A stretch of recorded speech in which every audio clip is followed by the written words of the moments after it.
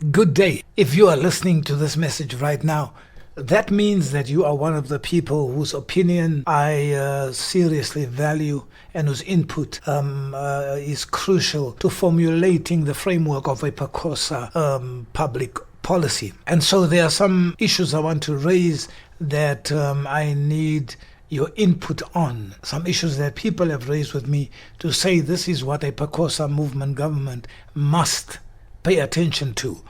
So I trust and hope you will be able to give us your opinion, even in via voice note or a couple of just scripted notes about the good and the bad of the idea that I'm about to put forward. My name is Kenny Gambo, as many of you know, and thank you so much for taking time to listen.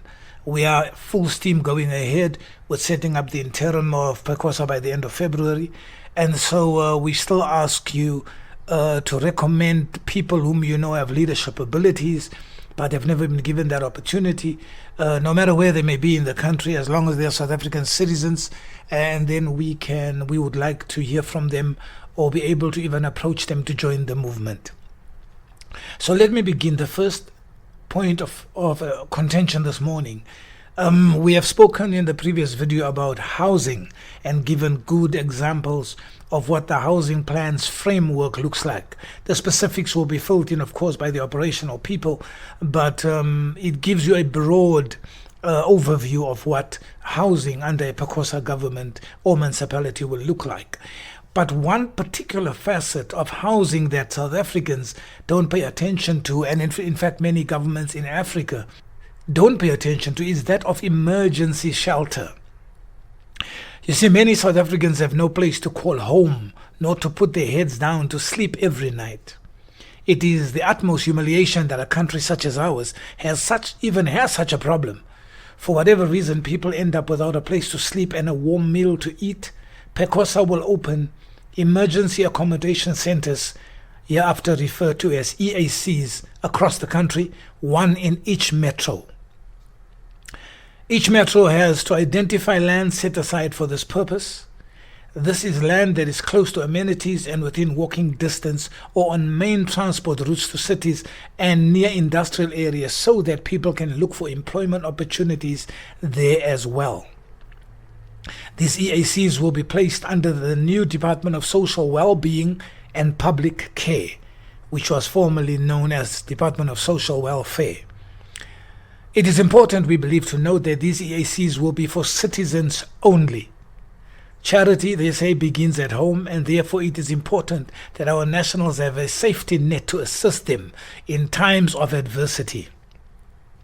At each of these centers, there will be a manager/assistant on call to help those who need work, to submit the applications, draw up their CVs, etc., etc. And we will provide public transport access by means of a permit for those who have confirmed interviews and or assessments. How this will quite work out would be left to the officials in charge at the department to come up with.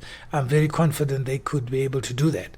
Now, our EACs will consist of men's dormitories and a section for women and children with playground facilities and early childhood development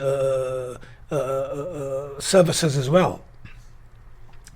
We will also have baby care for those mothers who have job interviews or other errands to run. No caring society can ignore the enormous challenge that exists in the emergency accommodation area, especially not one like ours that has such high levels of domestic disputes and gender-based violence.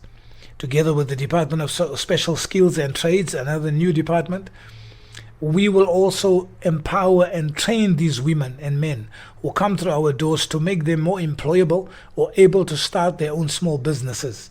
Every citizen should have a skill that can earn them their daily sustenance.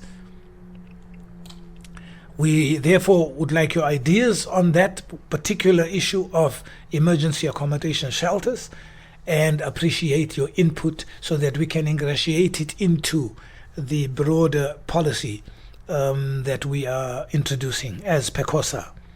The People's Convention of South Africa is marching towards the introduction of its interim committee If you have not submitted your name or joined our Facebook page, please do so that you stand a chance to be part of the committee that brings about this movement.